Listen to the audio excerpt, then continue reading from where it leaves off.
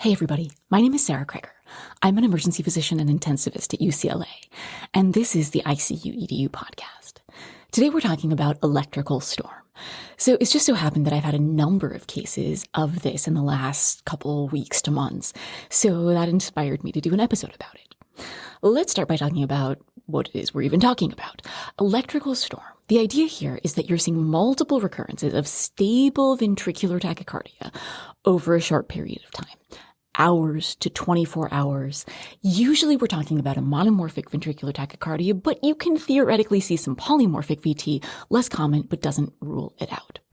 Things that we also talk about in this category are incessant VT, and this is hemodynamically stable, continuous ventricular tachycardia, persisting for more than 1 hour.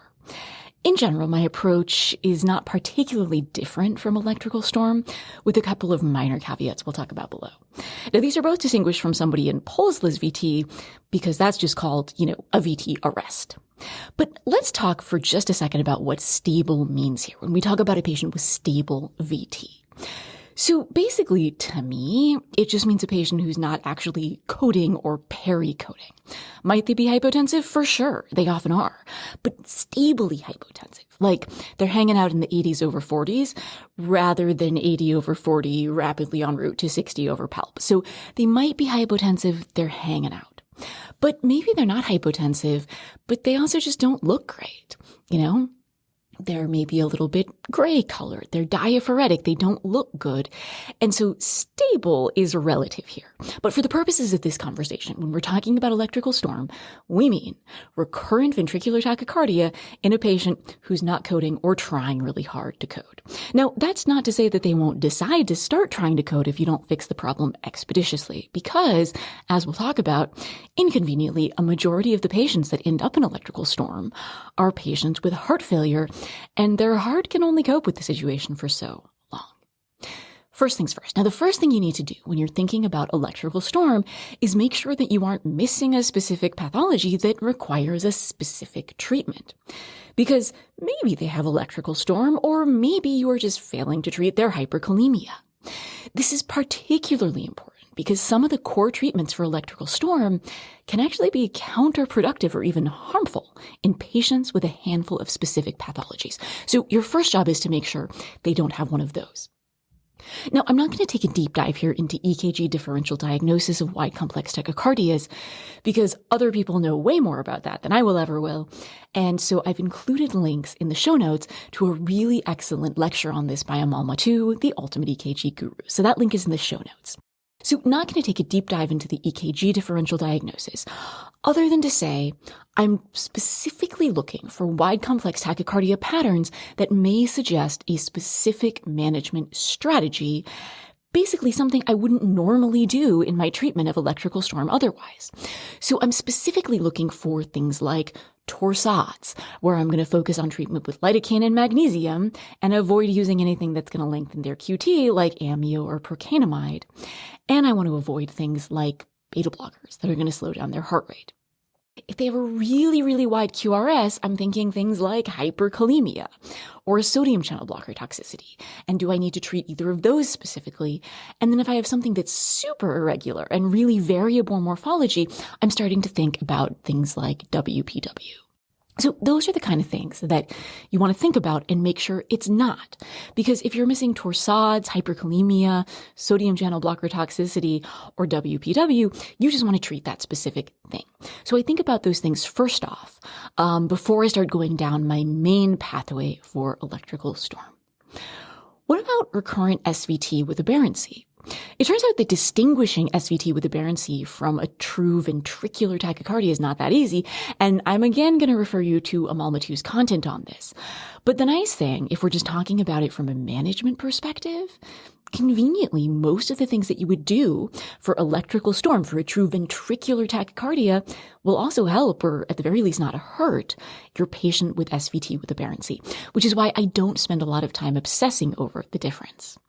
Now, a really useful thing that you can do in any of these patients is that once you get them out of VT, even if it's only for a short period, get a 12-lead EKG. This can really help you figure out if there might be some baseline weirdness like Brugada or long QT or WPW. Get a 12-lead when they're not in VTAC. It also can tell you very important things like, are they having some kind of baseline ischemia like you can send them to cath lab for? So, step 1, think about specific pathologies that may require a specific treatment. Once you've thought about that and you're like, no, I don't think that's what's going on.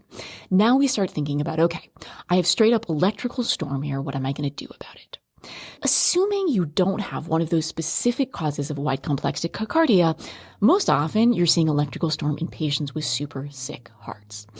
Theoretically, you can also see this as a presentation of thyroid storm, but now we're talking about a rare presentation of a rare presentation, not to mention the fact that by the time they're developing a ventricular dysrhythmia as a part of thyroid storm, you should really see some other not terribly subtle signs of thyroid storm and not be missing this.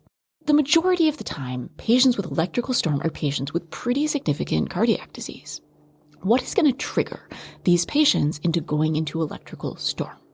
There's a number of common precipitants in these patients, and generally they tend to be things that cause increased levels of physiological stress or increased sympathetic tone.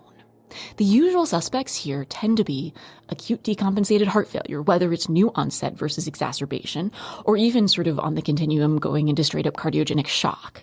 Acute myocardial ischemia, that'll absolutely do it. Sometimes they can present with acute infections that can sort of give them enough physiologic stress to precipitate some kind of electrical storm.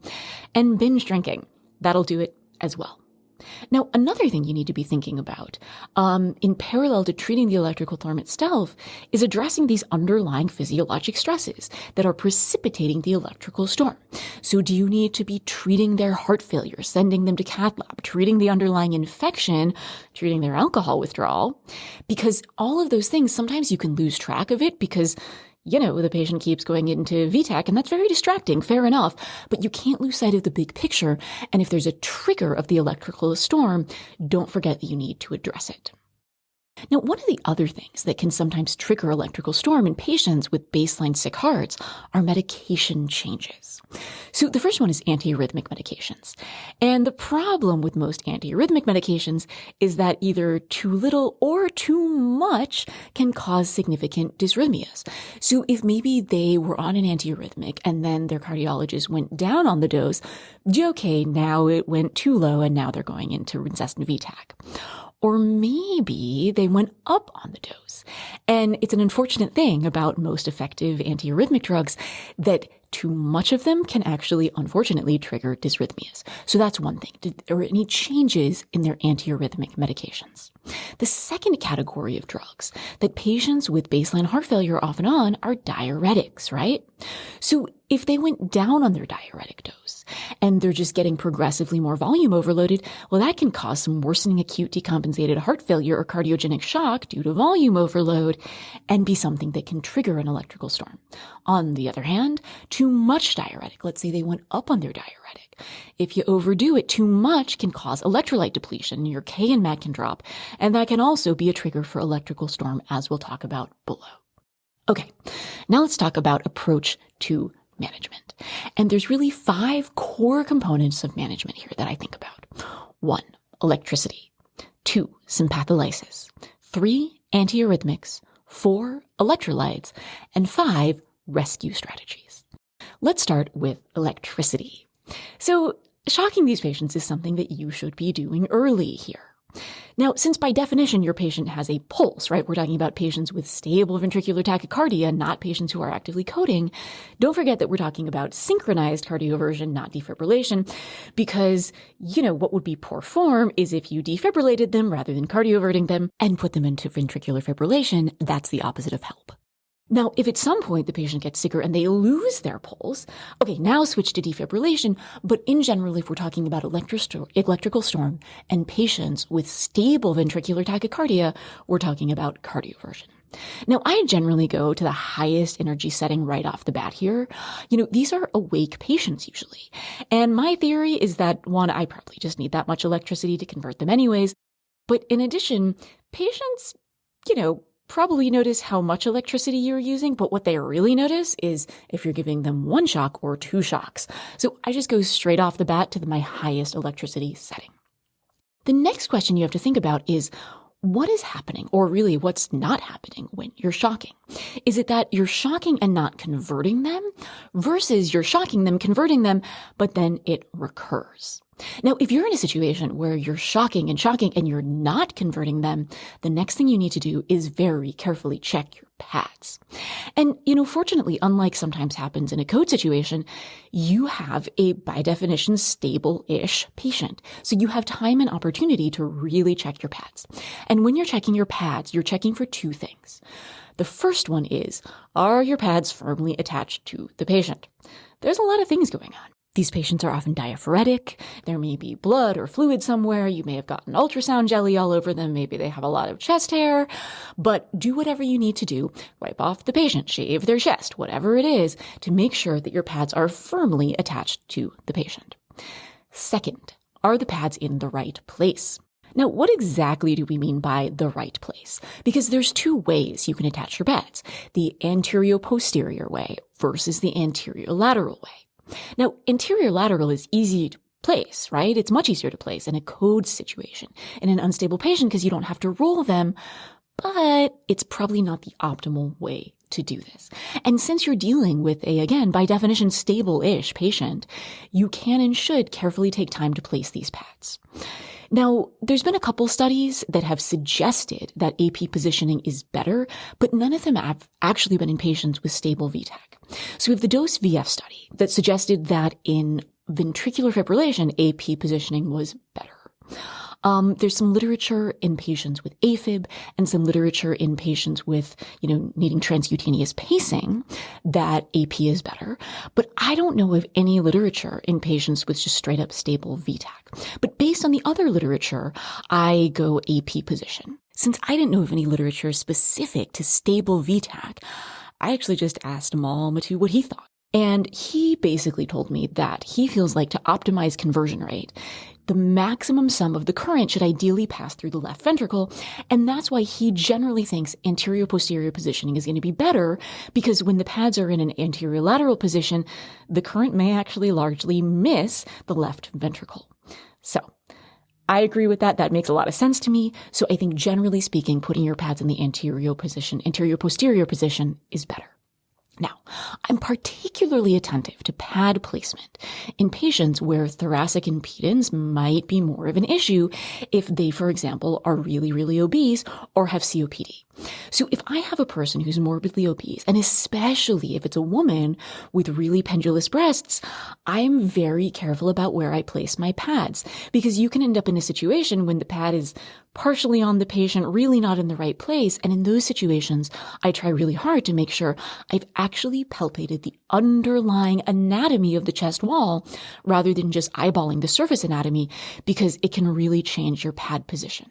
So you want to make sure that both in terms of are the pads firmly attached to the patient and are they in the right place, that you've checked this, especially if you're having trouble getting them converted. What about dual sequential defibrillation? Well, the first thing is you're not actually defibrillating them, you're cardioverting them. And the DOSE VF study was in patients with a ventricular fibrillation arrest. And so it's not clear that we can directly extrapolate that data to stable VT and electrical storm. And regardless, in electrical storm, often it's the case that your problem is more that you shock them and they convert, but they don't stay converted. This brings us to one of the most important things when we talk about shocking a patient. You must sedate them before shocking. Why? Not just because you're a nice human being who doesn't want to shock an unsedated patient, but because sympathetic activation is a critical part of the pathology of ventricular storm. And sympathetic activation is going to make it way more difficult for you to get your patient out of ventricular tachycardia and keep them out of it. And that brings us to key component number 2, which is sympatholysis. So elevated sympathetic tone plays a hugely important role in both the development and propagation of electrical storm. And unfortunately, it turns out that being in the hospital with electrical storm is not a terribly relaxing experience. You come in, you're feeling pretty bad to begin with. Maybe you're short of breath, you can't breathe, you feel lightheaded. Then you get put into a noisy environment with lots of people in the room. You can tell all the providers are pretty stressed out and keep talking loudly about shocking you and sticking pads on you. Not very relaxing. You also want them to avoid developing very understandable anxiety about getting shocked. Fair enough. Because I've certainly had patients where their anxiety about getting shocked either by us or by their AEICD can turn into this self-fulfilling prophecy and subsequent vicious cycle where the anxiety makes it more likely that they will need to get shocked, and then off we go. The bottom line here is, do not underestimate the power of the patient's endogenous epinephrine drip. If they have high sympathetic tone and their endogenous epinephrine drip is going bonkers, it's going to be very hard to get them out of their electrical storm and keep them that way. I had a patient the other day in the CTICU with electrical storm who was kind of doing okay. We kind of had it controlled, but then he started getting delirious. And we would get him out of VT. Everything would be great. But then the delirium got worse and he would get agitated and go right back into it. And ultimately, we decided to just intubate him.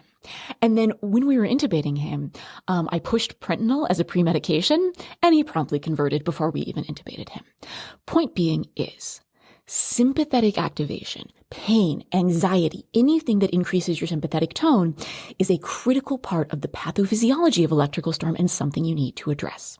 The first thing to wrap your head around here, when you're talking about giving people some kind of sympatholysis, whether it's sedation, anti-anxiety meds, and sedating them for cardioversion, is you shouldn't be giving no or inadequate sedation, pain medication, anxiolysis because you're afraid of hypotension. Now, to be clear, many of these patients do get hypotensive when you sedate them. Fortunately, there is an easy solution for this called phenylephrine. So you want to use phenylephrine here because what you want is something to support their blood pressure when you give them a medication that might drop it, but you want to use something that's not going to have any beta activity because additional chronotropy here is the opposite of help. You can also use vasopressin, but I will often go to phenylephrine first because it's titratable along a wider range than vasopressin, so that's usually where I go. You can do push dose if you're just using it for cardioversion, but often I'll do push dose and also have a drip because, if I have a patient in electrical storm, I often am trying to give them some anxiolysis pain control at baseline, and I'm probably shocking them more than once. So you can go ahead and call for push dose phenylephrine, but it's really useful to also have a drip ready.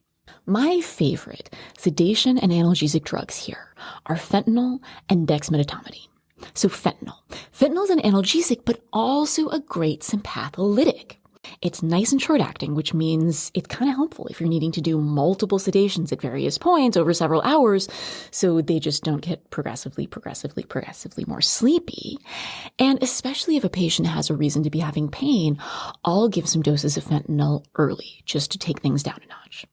Dexmedetomidine is probably my favorite drug in this situation. The beauty of dexmedetomidine is that, in addition to it being sedating, it may help with pain, it may help with anxiety, it also has some antiarrhythmic properties. So the major side effects with dexmedetomidine, of course, is bradycardia, which generally is not something you want unless, of course, you're having problems with tachydysrhythmias. So there was a large cohort study that came out in 2023 in JAMA Netw Open that found that dexmedetomidine use was associated with decreased risk of new onset AFib in ICU patients. In terms of ventricular tachycardias, there have now been 2 meta-analyses looking at cardiac surgery patients who received dexmedetomidine, and both of them demonstrated a significant reduction in the incidence of ventricular dysrhythmias in these patients. So I will often start some dex, whether or not I'm imminently planning on shocking the patient, partially for its antiarrhythmic effect, and partially just to relieve the anxiety associated with this entire episode. And then I already have something on board when I start thinking about sedation for cardioversion that I can titrate up and then add on fentanyl right before cardioversion. Now, for the cardioversion itself, sometimes dexmedetomidine and fentanyl are enough. But sometimes they're not. If you have a little 98-year-old, that may do it for you. But if you have a younger, really, really awake person, sometimes it won't. And if that's the case, then I will add on little propofol boluses. Versed is a reasonable thing to do, but the reason I like propofol here is, again, these are patients I may be giving multiple doses to over the span of several hours or a day because often I'm having to cardiovert them multiple times. And so it's nice when I have a shorter duration of action. So I can add some propofol. Adding Versed is a reasonable thing to do.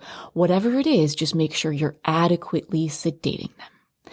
Now, the other piece of this is sympatholysis is sufficiently important that sometimes intense sympatholysis as a strategy itself can solve your problem.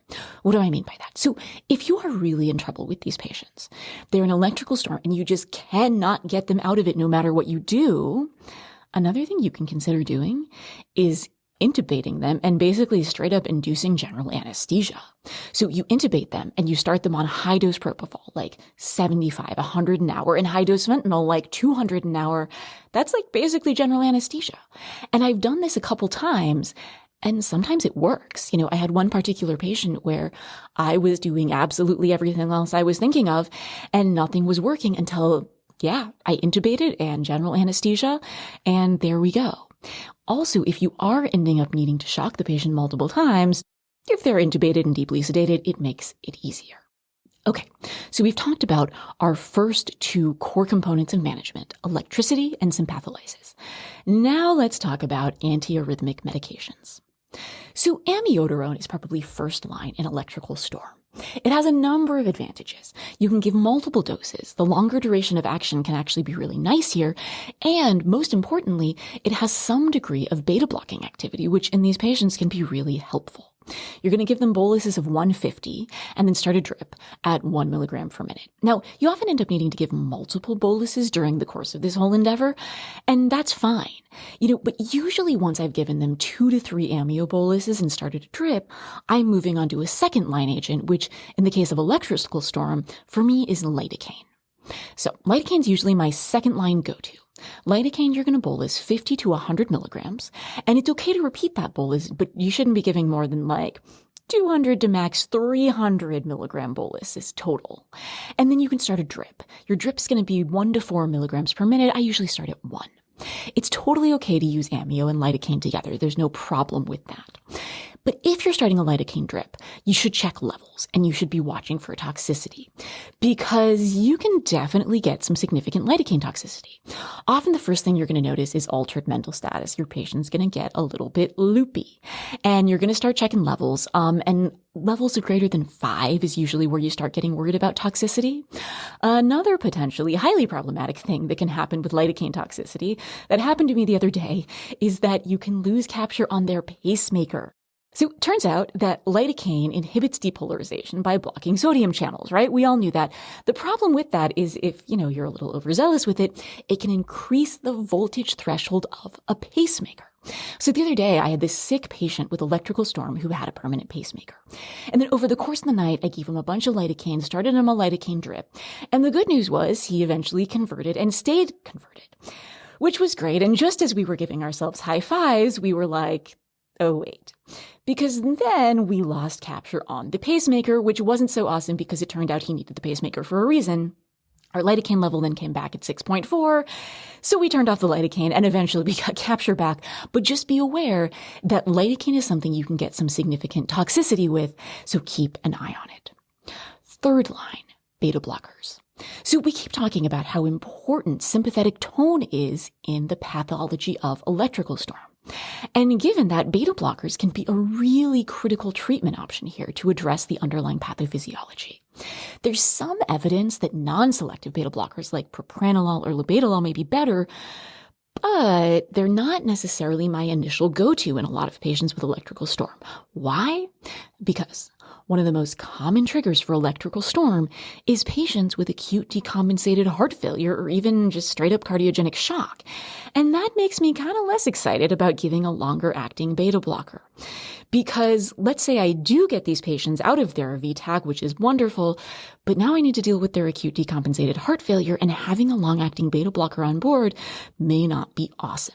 So this is why, especially in a patient who I think has really fragile cardiac status, I like esmolol first pass as sort of a trial run, because if it turns out that a beta blocker wasn't actually such a bright idea in the patient and they don't respond well to it, I can just turn it off.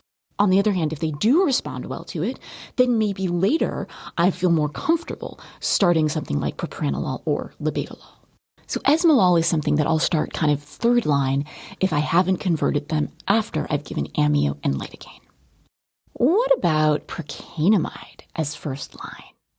So I don't know of any literature about this specifically in electrical storm, but if you're just talking about patients with a stable wide complex tachycardia, there's the ProCameo trial that everybody was excited about. And this was a trial, it was a small one, of 62 patients with stable wide complex tachycardia, and the punchline was they found more frequent termination of VTAC with a single dose of procainamide versus amiodarone, with fewer adverse events in the procainamide group versus the amiodarone group. That sounds great. The problem is procainamide is maybe not the best thing to go to as first line in electrical storm. It seems to be good for conversion, but notably, this trial, they're talking about termination with a single dose of something. And electrical storm, by definition, is just not something that's converting and stay converted with a single dose of anything. And so because procainamide seems to be good for conversion, but is not really something that you're going to have somebody on maintenance because of toxicity and blood pressure issues, it's maybe not the best first choice. Because these patients, often you can get them out of VT, but you can't keep them out of VT. Now, this brings us to the question, now that a lot of people are actually using procainamide as first line for a stable VTAC, can you use amio and procainamide at the same time? The short answer is it's probably not a great idea to use them together because they have synergistic, not additive, but synergistic effects on the QT. You're probably going to end up with some pretty significant hypotension, and to add insult to injury, amio can decrease procainamide clearance. But what happens if a patient initially comes in and they get a dose of procainamide because sometimes it's just not clear right off the bat that you're dealing with electrical storm? So, for example, maybe the patient just comes in with shortness of breath or lightheadedness, and they're found to be in a stable, wide, complex tachycardia. And it's not clear at that point they're in an electrical storm. It can be really ambiguous sometimes, especially in patients who don't already have an ICD. And those patients, they can't give you a history of receiving repeated ICD shocks prior to arrival. And so they just show up in stable VT and they get a dose of procainamide. And then subsequently it becomes clear that you're actually dealing with electrical storm. So what do you do in those patients? Do you then give them amio? Do you give more procainamide? What do you do? This is tricky. And I actually don't know if there's a right answer here, or if there is, I'm not sure what it is. The good news is that unlike amiodarone, procainamide has a relatively short elimination half-life on the order of 2.5 to 5 hours. So one reasonable thing to do might be to go do something like esmolol next while you're waiting for the procainamide to wash out, because you're much less worried about those interactions with esmolol and procainamide. Another thing to do would be, okay, give amio, but just be very careful. Watch their blood pressure, and watch for toxicity while you're waiting for the procainamide to wash out. I'm not 100% sure what the right answer is there, but just be a little wary of it until the procainamide washes out. You also, by the way, have to be wary about combining procainamide with lidocaine, because that can cause some enhanced CNS side effects, which is not really something that you want. Okay, so those are our main antiarrhythmic options. First line, amiodarone. Second line, lidocaine. Add on some beta blockers. Procainamide, probably not first line in electrical storm. But in addition to giving antiarrhythmic drugs, the other thing you need to do is avoid proarrhythmic drugs, because your heart's already kind of pissed off, and what you don't want to do is irritate it further. So you want to avoid beta agonists. If you need to use a pressor, go with phenylephrine or vasopressin. Now, this can get a little bit tricky in patients with heart failure because often they need inotropes. However, the problem is that most things that are inotropic are also proarrhythmic. So epinephrine, dobutamine, dopamine, and to a lesser but probably still clinically significant extent, milrinone, are things that are not really going to help their heart rate. Now, this is another reason why I like esmolol, because, once the patient is converted, they may be out of VTAC, but they're still in a heart failure. And since I don't really want to start giving them positive inotropes, it's maybe sometimes helpful not to have a negative inotrope that's hanging out for too long. And then you should avoid other things that may be irritating the heart. So, for example, this is probably not a great time to start bothering the heart by poking it with wires and Swan-Ganz catheters into the right side of the heart. So sometimes in these patients, if I need a central line, femoral line might be a good choice here. And sometimes I've even gone through the trouble of removing a swan or pulling an IJ line back if it's on the deeper side. All right. Number 4 in our management approach is electrolytes. So hypokalemia and hypomagnesemia are super unhelpful here. If you don't correct the potassium in the mag, you're going to have a problem both getting your patient out of VTAC and keeping them out of it. This was really brought home to me the other day, how significantly hypo-K and hypomag can be precipitants of VTAC. I had a bad heart failure patient, who was in the CTICU, and they unfortunately were also having a GI bleed. So they were getting a bowel prep, and, overnight they were getting this huge volume bowel prep. And the good news was the bowel prep was working. The bad news is that they were having a massive amount of bowel movements and losing their K and their mag, and they just straight up out of nowhere went into VTAC just because their K and their mag had dropped precipitously. So in patients with ventricular tachycardia, I am targeting a K of greater than 4.4 and a mag of greater than 2.2. And I will just straight up give them some mag right off the bat. I'm not super worried about giving them too much mag. I mean, if you think about the amount of magnesium we're giving to OB patients, you can have really high mag levels before you start getting significant side effects. Be liberal with your magnesium and potassium, because until you fix those two things, nothing else you're doing may help you. You also need to be super cognizant of your electrolytes in sick, acute, decompensated heart failure patients, because one of the things that you're doing simultaneously in those patients in order to get them out and keep them out of VTAC is to offload their heart, which means you need to diurese them. But when you do that, they're peeing out all their K and their mag. So in patients who you're simultaneously diuresing, which is a totally reasonable thing to do, you just need to be doing really frequent electrolyte checks and sort of prophylactically and aggressively be repleting their K and mag. Okay, number 5, rescue. So let's say you have done all of these things. You're shocking them. You're sympatholysing them. You're giving your first, second, and third line antiarrhythmics. You're giving them massive amounts of potassium and magnesium, and you're getting yourself nowhere. What are some rescue strategies that you can use? This is when you need to start thinking about mechanical circulatory support potentially. So Impella versus ECMO. And especially in patients where you think the precipitating cause is some kind of ischemia, they just need to go to cath lab, right? They need to get some PCI to offload whatever the precipitating cause is.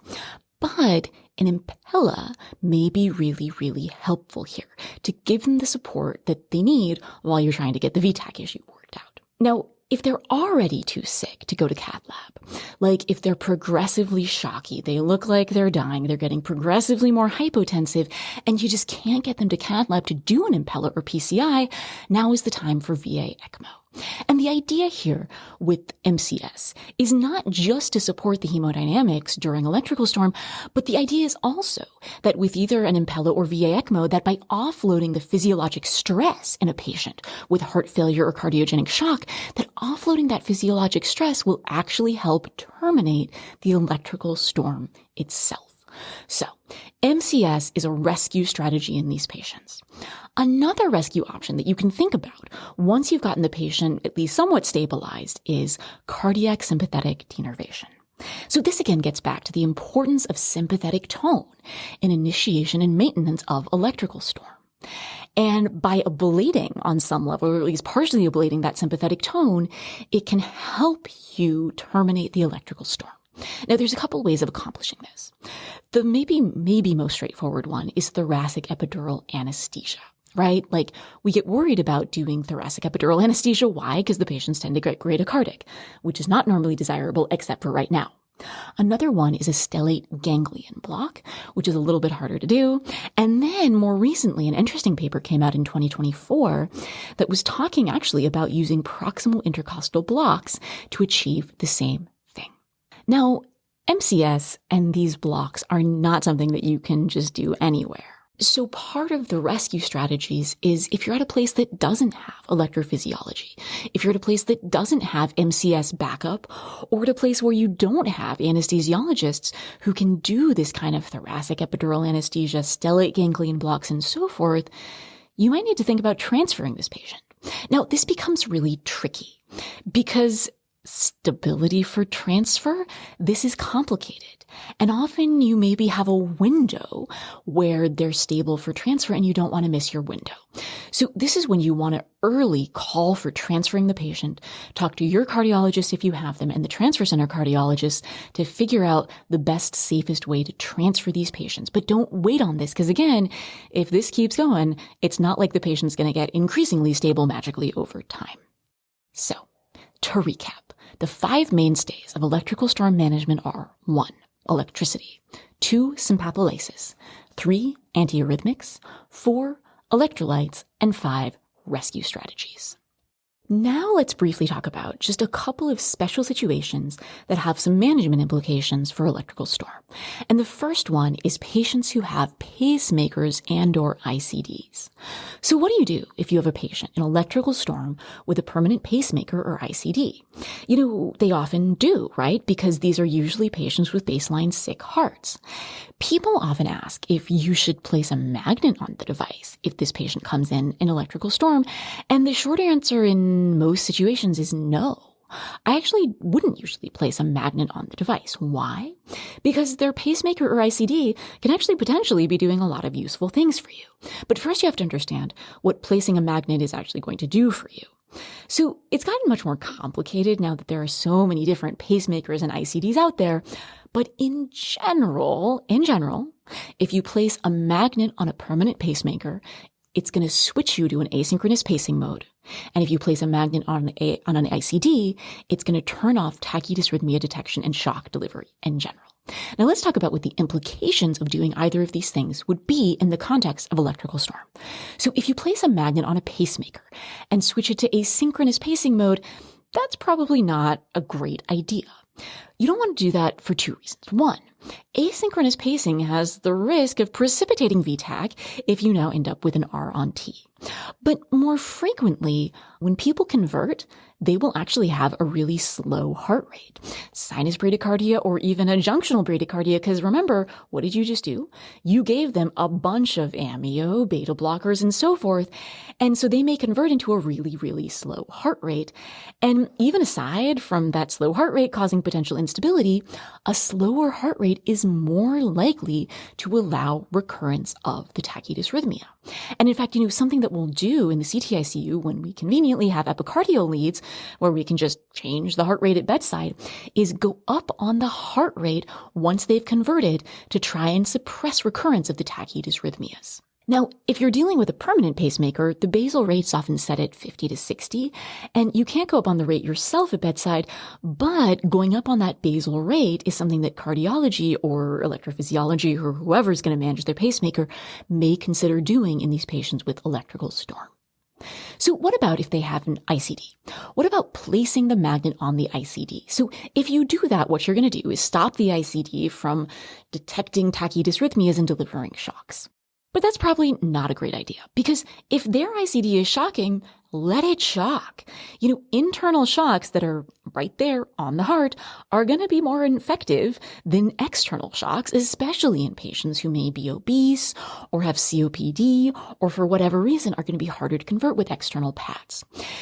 Now, what if you run into the problem that they have an ICD, but it's not shocking? And you're like, is it broken? What's going on here? It's probably not broken. I suppose it's possible it's broken, but probably what's happening, it's way more likely that's what's happening, is that the rate of the patient's VTach is slower than the programmed detection rate of the ICD.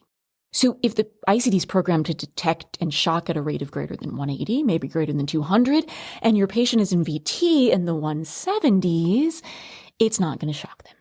If that is the case, then you're just going to need to use the pads to do external cardioversion, and that's fine.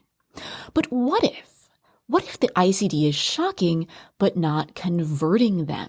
If that is the case, then you giving extra external shocks is probably not going to solve your problem here either. And what you actually need to do is help their internal AICD out by addressing the things that we talked about above, sympatholysis, electrolytes, giving antiarrhythmics, and so forth, that are going to allow it to actually shock and then convert them. Now, it turns out that getting repeatedly shocked by your ICD is quite sympathetically activating. It is miserable, not comfortable, anxiety-producing, and painful. So if this is what is happening, your patient is going to be in a state of sympathetic activation, and that's not going to help anything. So at that point, you may need to do something about it while you're working on correcting their electrolytes, loading them with antiarrhythmics, and so forth. So sometimes this is when you might want to transiently put a magnet on while you're correcting all those other things. And certainly starting some baseline sedation like dexmedetomidine here could be a clever idea. Now, another useful thing that some of the fancier ICD models can do for you that you don't want to prevent them from doing for you is anti-tachycardia pacing, otherwise known as overdrive pacing. So basically what this involves is the ICD delivering short bursts like 8 or 10 beats of rapid ventricular pacing when the pacemaker detects a tachydysrhythmia. The idea here is that when a pace impulse enters the patient's reentrant circuit, if that's what's causing the tachycardia, it can actually depolarize a segment of that circuit, leaving that segment refractory, so when the reentrant wave returns, it terminates the tachycardia. And some of the pacemakers have this, and if it tries to do that, you kind of want to let it do that, and you don't want to mess with it. So that's another reason that I often won't put a magnet on these pacemakers. Now, what if you have a magnet on a combined dual chamber pacemaker plus ICD? What is it going to do? Just so you know, if that's the case, placing a magnet, what it generally does, and it's pacemaker specific, but usually what that'll do is turn off shock delivery, but doesn't do anything to pacing function. Now, a caveat to consider with placing magnets on AICDs and pacemakers is this. It's very rare, but not completely impossible, that the ICD itself could be contributing to the recurrent development of the ventricular tachycardia. Pacemaker-facilitated VT or VF have been reported. It's a thing. It's a possibility. It's not common, but it's possible, where the pacing mode or programmed rate allows for either proarrhythmic pauses or these short-long short sequences that can actually facilitate development of VT or VF. And anti-tachycardia pacing can also occasionally become proarrhythmic because it can accelerate the VT and to VFib, which is poor form. Now, in order to figure this out, if one of these things is happening, you need to have someone who can interrogate the pacemaker and certainly who knows a lot more about ICDs and pacemakers than I do and figure this out. That being said, that can be a challenge acutely if the patient keeps going into VTAC and you don't conveniently have a cardiologist or electrophysiologist next to the bedside. So functionally, if the patient has a pacemaker or ICD, and you've tried everything else, you've exhausted all of your options and they're still refractory, then I might try putting a magnet on it at least transiently to see if modifying this factor can actually help. Parenthetically, if you're going to do that, please make sure that you have external pads on the patient first, obviously. The second special situation we're going to talk about is patients with impellus or LVADs. So managing electrical storm in a patient with either an LVAD or an impella is kind of luxurious. Why? You have the time and bandwidth to think. Because if you have a patient with an LVAD or an impella and they go into VTAC, sometimes they'll lose pulsability, but they're kind of fine. They're hanging out. They have a lovely blood pressure. They're awake. They're talking to you. They're just chilling in ventricular tachycardia. But that leads us to the first thing about these patients. Don't get lulled into a sense of false security here. Just because your patient looks fine, their blood pressure is lovely, their LVAD and impella is maintaining their hemodynamics, and so, they're in VTAC, whatever, don't forget that in both an impella and an LVAD, the right ventricle is not protected. So even though they may initially look kind of fine and look that way for quite a while, you actually can't just let them hang out in VTAC for too long because your RV is going to fail at some point. Now, if you have a patient on ECMO, both ventricles are protected and there's less pressure to get this sorted out ASAP, but don't forget that just because they look okay, LVAD and impella patients, your right ventricle is not protected. Now, a variable that you need to be cognizant of in patients with either Impella or an LVAD is suction events. So both of these devices have a negative pressure sucking force that, unlike the heart, is not modulated beat to beat based on preload. And what that means is you can basically suck down the LV free wall. So imagine you have a plastic bag attached to a vacuum cleaner and it collapses. Now, the left ventricle, it turns out, doesn't enjoy the experience of collapsing and gets highly irate when that kind of thing starts happening. And when the heart gets irate, it expresses its feelings by going into tachydysrhythmias. So repeated suction events can absolutely precipitate tachydysrhythmias in these patients. The solution, if you're having suction events, involves one of two things. Either you simply decrease the sucking force, you decrease the strength of the vacuum, or you provide the LV with more preload. Now, in terms of decreasing the sucking force, so to speak, you're not going to be adjusting the RPMs on an LVAD probably at bedside in real time. But if it's an Impella you're dealing with, absolutely. You can just come down on the pump support. If you're at P8, come down to P6 or just sort of keep coming down until you're not having suction events. Now, keep in mind that sometimes there's a balance here because you having higher pump support or higher LVAD flows may actually help you offload the left ventricle, which may make it less irritable and less prone to developing dysrhythmias. But if you go too far and start having suction events, that can trigger VT. Now, in terms of maybe you need to optimize the preload, keep in mind that sometimes the answer is to give volume. So if it turns out that your patient is septic, having a GI bleed or something like that, and that's why they're having suction events because their preload is too low, then give them volume, give them blood, do whatever you need to do. But if you're in a situation where the LV is not getting preload because, in fact, the right ventricle is not delivering, then volume's not going to help you when you actually need to support the right ventricle. So those are some of the considerations when you have patients in electrical storm with an LVAD or an Impella. And, that's not a crazy thing to happen. That's not super rare necessarily because who are these patients that have electrical storm? They're patients with sick hearts. Who gets an Impella and an LVAD? Patients with sick hearts. And getting an Impella or an LVAD doesn't actually necessarily fix the things that may precipitate their ventricular tachydysrhythmias. So that's what I've got on electrical storm. You're going to first try and make sure that you're not dealing with something like hyperkalemia or a toxin that has a specific treatment strategy that you need to employ outside of your core management pathway. You're going to think about the big picture and not lose sight of addressing what triggered the event in the first place just because you're distracted by the patient repeatedly going into VTAC. And then you're going to work through your 5-pronged management strategy: electricity, sympatholysis, antiarrhythmics, electrolytes, and rescue strategies. Thanks so much for listening.